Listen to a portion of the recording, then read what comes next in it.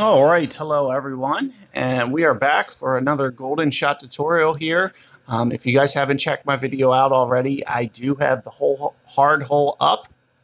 I go over about 3 different shots for that hole, as it's going to be very wind specific as to what dictates which shot you're going to hit. Whereas this one is going to be a one-shot hole. The thing to remember about the hard hole is that you're going to have to hit your perfect ball, no exception. If you play the wind correctly and you don't hit perfect ball, it's not going to be close. And I do walk you guys through the 3 different shots, hopefully you can get those perfect balls. And with the proper wind adjustments, as I go through showing you, you will have a lot of success and hopefully be able to get that hole in one. But with this one, we're going to focus on just one shot here. And here you can see wind 3 to 5 miles per hour and the golden shot long iron. So 66 is my accuracy. I usually play at 1.7, pretty much spot up on this hole. Never really adjusted with that too much, especially in the lower tiers. As the only time you play this is with small winds. On this hole, in Tour 8, it's from a much longer tee box, so it completely changes the shot. I end up doing it with a wood. So at 1.7 per ring, 3 miles per hour, we're going to keep our wind adjustments between 2 and 3. Maybe 3.5. 2 and 3.5. No. Yes. Right around 2 to maybe 3.25. Maybe just a slight overplay sometimes in some tailwinds because it's a little downwind. But aside from that, you got to keep all your wind adjustments between 2 rings and, just a little bit more than 3. So that's how you're going to see me play these. And what I like to usually do, let's go ahead and get rid of this free shot here. What I like to do, at least while I have the outside ring here, is I like to use it as an aim point. So if I land it around this second point, and here you can see me using maybe right around 4 backspin. It usually works out pretty good. Let's see if I got the speed down. I haven't seen this shot in a while. As I mentioned, with my ring adjustment, 1.7 per ring. So I'm going to go slightly more than 2 rings here. And the difference between this hole and the last one, perfect ball is not absolutely mandatory. But if you want to get into that center ring, and it looks like I got the distance down, it is nice to keep that that last dark blue ring for last. So that way you can keep that aim point that I just set up, that temporary aim point. And if you eliminate that huge ring, then you're not going to have that for the rest of the guide. But let me go in here, and I'll at least buy a couple shots. I might go back to the hard hole for you guys. Not too really worried about these prizes, but I do want to at least walk you through a couple different wins here. And hopefully, my perfect ball, like I mentioned, I like to do 4 backspin. Maybe on a tailwind, I'm going to just use the full. And the biggest reason is for ball control. So here, as I mentioned, we're going to put it right towards the beginning. With a tailwind, it's going to roll out a bit farther. So I'm not too worried about that. But in terms of my ring play, I'm going to need to go slightly more than 2 again. And notice how I use the take shot button for that to just be an estimation tool. Highly recommended for young players just coming into the game to kind of be using that technique. And you can see for a tailwind that up in the backspin is really going to give you a very good chance at the hole-in-one. You can see there it comes in very close. And do be mindful that the way that I played that with a tailwind was full backspin, and I only played 4 bars into the headwind. So I do recommend maybe just slightly coming off of that. because of the fact that the headwind is going to condense your ball guide. The ball's not going to want to roll out.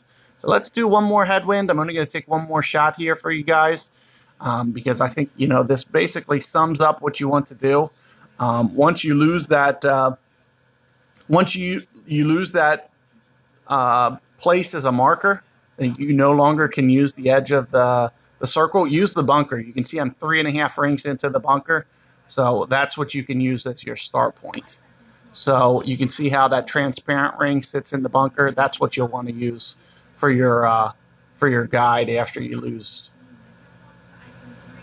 that last ring as a marker. But I do have this golden shot several times. This is the 3rd time it's been here. So I know I have at least another video. And I'm not really going to bother too much. I really don't. It would have been nice to get that hole-in-one, but it's not a huge concern for me. So you can see that using my method here, you're going to quickly be able to clear these chests. The only thing that might take a little bit of time is that last chest. But on a tailwind, make sure that you jack that backspin up completely and get it to full. And on the tailwind, or on the headwind, you might just want to back off a little bit for a headwind. So do look at my first shot because that was a headwind. And you can see that I only used about 4, and it's still, those bounces weren't really rolling out very far. So if you were to put it up full, it's just going to be a basic perfect stop shot, and you won't be able to get any of that nice rollout to hopefully get it to land in the hole. So just having that little fraction of rollout can make all the difference. But let me jump into the hard hole just for a little bonus coverage of this one, just so you guys can see a couple more.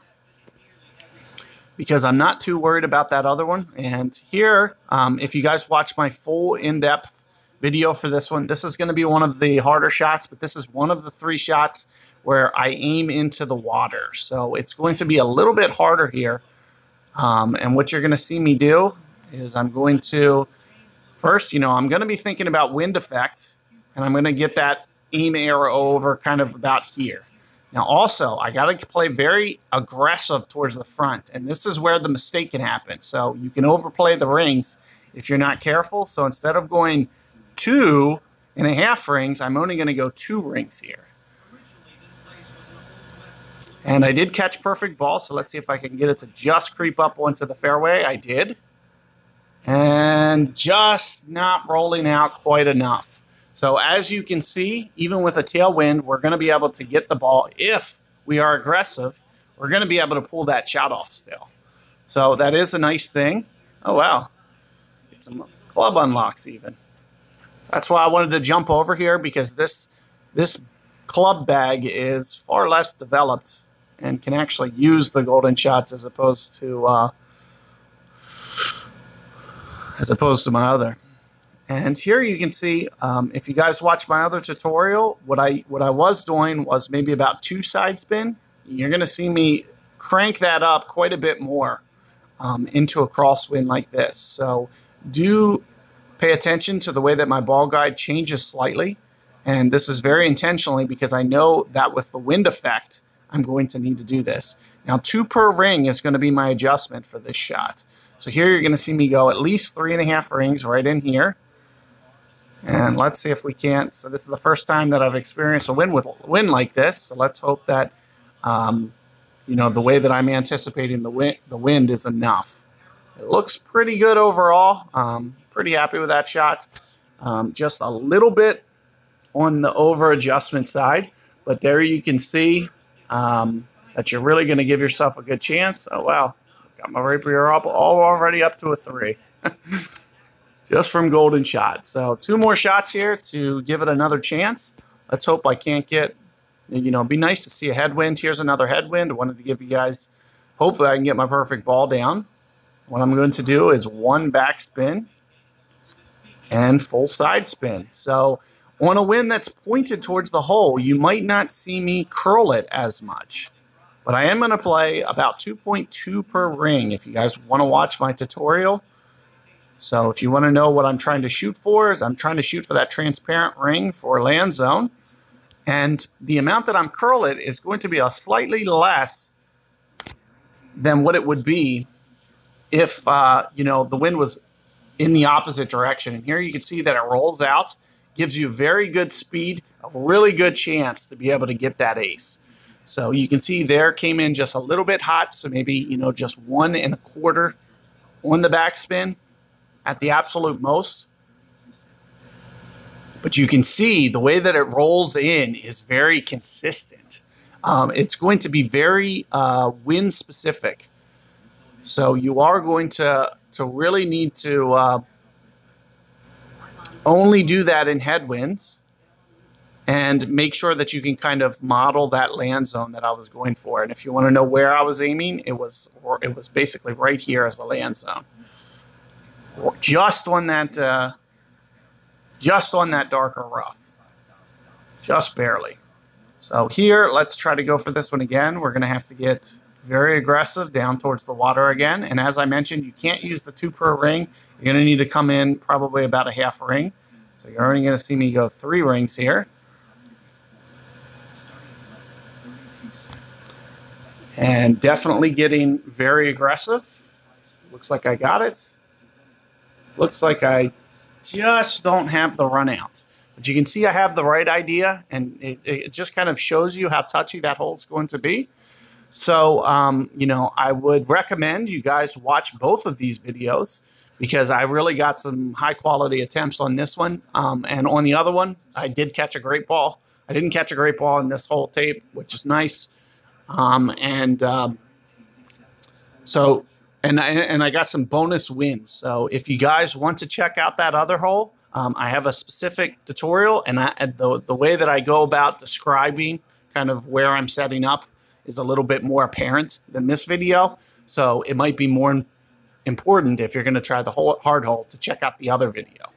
But I did want to give you, you know, some bonus shots here. And you know, good luck with your golden shot. I hope you guys can get those hole-in-ones. You can see the medium is going to be very, very easy, and the hard is going to really test your challenge a little bit. It's going to, you know, require perfect ball, and, you know, I hope you guys get it, and hope you guys can, you know, be thinking about those wind effect and changing the wind for every situation that you could possibly come to where you're just kind of tweaking that side spin and land zones just slightly. To kind of, you know, counter the wind effect. So do be mindful thinking about that. And, you know, watch my video, and, you know, I do the best that I can to describe to you guys. If you guys haven't subscribed already and would like to, feel free to do so, or give this video a thumbs up button. And, you know, keep me updated with how you guys fare on this. And hopefully you guys are able to get the hole-in-ones. And keep the comments rolling in. So I'll see you guys next time, and good luck with everything.